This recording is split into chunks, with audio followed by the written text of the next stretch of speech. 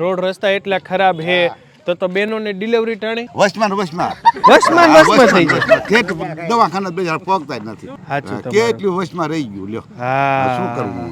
March ending થી March ending નું 24-25 નું અમારું 5 કરોડ નું દૂધ છે. કેટલાય ને હુમલા આવ્યા હોય ને ટાઈમે દવાખાને નો પૂગ્યા હોય ને એક્સપાયર થઈ જાય એમ. આ ટાઈમે દવાખાને પુગાડે નહીં. મને લાગે આ મોરબી જિલ્લાનું છેલ્લું ગામડું કા મોરબી જિલ્લાનું છેલ્લું ગામ છે એટલે કોઈ રસ જ નથી લેતું.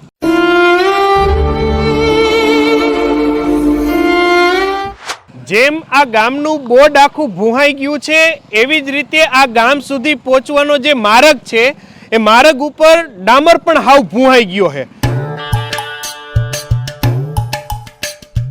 6 કિલોમીટર કાપવામાં લગભગ અમારે 1 કલાક થઈ ત્યારે અમે ચિત્રાખડા પહોંચ્યા. ગામની વસ્તી અંદાજે કેવડી છે? 2000 થી 2500 ની હશે. 2200 1200 થી 1300 તો અમારું મતદાન છે. 1200-1300 મતદાન તો હકીકતમાં આ ગામનું ધ્યાન બધા સારું રાખતા હશે. ધ્યાન રાખે ચૂંટણી આવે તઈ એમ. પછી કાંઈ નહીં. અમારા સાંસદ અમે ગામમાં કોઈ દી નથી ભર્યા કે ધારાસભ્યોને 2.5 વર્ષ થયા કોઈ દી અમે ધારાસભ્ય ગામમાં નથી ભર્યા. તાલુકા પંચાયતના સભ્ય ચૂંટાણા ઈ નથી ભર્યા. જિલ્લા પંચાયતના સભ્ય ચૂંટાણા ઈ ચિત્રાખડા નથી ભર્યા. અને છેલ્લે અમારા સરપંચ ચૂંટાણા ને ઈ વાંકાનેર રહેવા વહી ગયા. આ રોડ થી કંટાળી. ઓહો બાપા, આ તો ભાઈ રે કર્યું. ધોરી મુઈસ કરતા દાંત જાજા દેખાય તમારા તો. હે આ કેટલા વર્ષથી આ બધું જોવો હો? કેટલા વર્ષથી આ જ હાલત છે ગામની. બસ આ જ હાલત. કાંઈ સુધારો નહીં. કાંઈ સુધારો નહીં. કોઈ દી નથી થયો સુધારો. કોઈ નથી ધ્યાન દેતું. કોઈ ધ્યાન દેતું જ નથી. એમ. હા તો ભાઈ રે બધું કેવરવતું હશે. અઘરું નથી પડતું? અઘરું તો પડે છે પણ શું કરવું.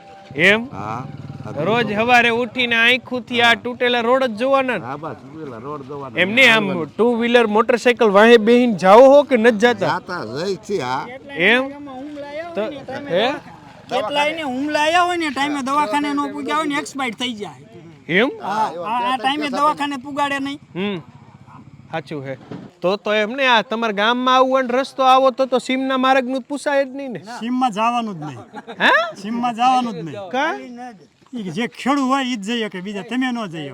હા, અને આ સોમાના 4 મહિના તો વાડી જે રહી જાય ને તો ગામમાં તો આવવાનું જ નહીં.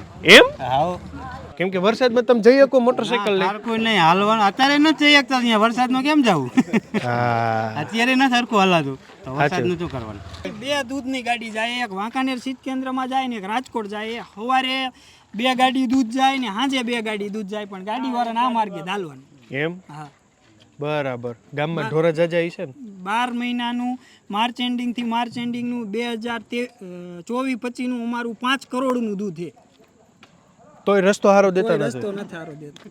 ગામમાં બેંક નથી. 5 કરોડ નું દૂધ ભરીને લુણસર બધાને પગાર લેવા જવાનું. સમજાઈ ગયું. એટલે એ બધું તમારે લુણસર વહીવટ દે લુણસર બધાને ગ્રાહકને પૈસા ઉપાડવા જવાનું. તે તો આ ઢેરવામાંથી ચાલીને જવાનું. ઢેરવામાંથી ને દાલીને જવાનું.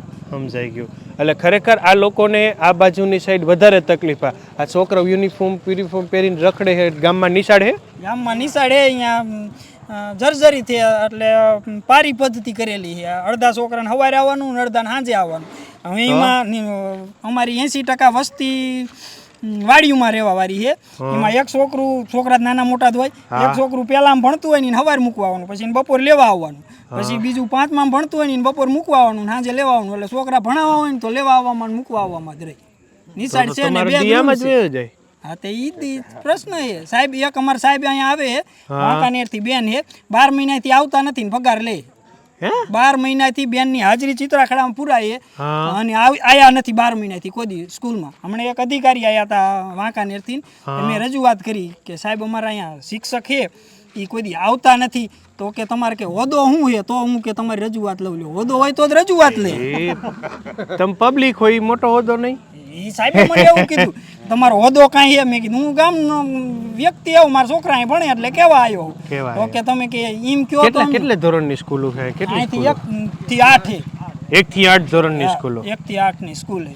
સમજાઈ ગયું. 1 થી 8 ઈ પાછા સાહેબો બધા એક સાહેબ અમારા ગામમાં રહે, બધા અપડાઉન કરે. આ માર્ગે સાહેબો ટાઈમે પૂગે નહીં. હા નો પોગે. સાચું. એટલે ખરેખર આ વાત વિચારવા લાયક છે. 250 થી 300 વિદ્યાર્થીઓ બેસવા માટે માત્ર 2 રૂમ. અને એના માટે તમે જગ્યાની વાત કરો, ધોરણની વાત કરો તો 1 થી 8 ધોરણ. એટલે એક રૂમની અંદર 1 થી 4 ધોરણના છોકરાઓ ભણતા હોય એવું આપણે વિચારી શકીએ.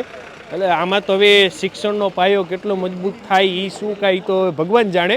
પણ અત્યારે મેન જે આ ગામ લોકોને તકલીફ છે એક આ રોડ રસ્તાની અને એમની આ શાળાને લઈને જે સમસ્યા છે. આશા રાખીએ છીએ કે એનો કંઈક નિવેડો આવશે, એનું કંઈક સમાધાન થશે અને આ લોકોના જે પાયાના પ્રશ્નો છે, જે છેવાડાનું ગામ હોવા છતાં પણ એમને જે મળ્યું નથી અત્યાર સુધી, જે મળવું જોઈએ એ કંઈક મળશે. થેન્ક યુ સો મચ અમારી સાથે જોડાવા માટે. તમે લોકો તમારા Facebook page, YouTube channel, Instagram ઉપર અને હું હતો તમારી સાથે રવિ બરાસરા.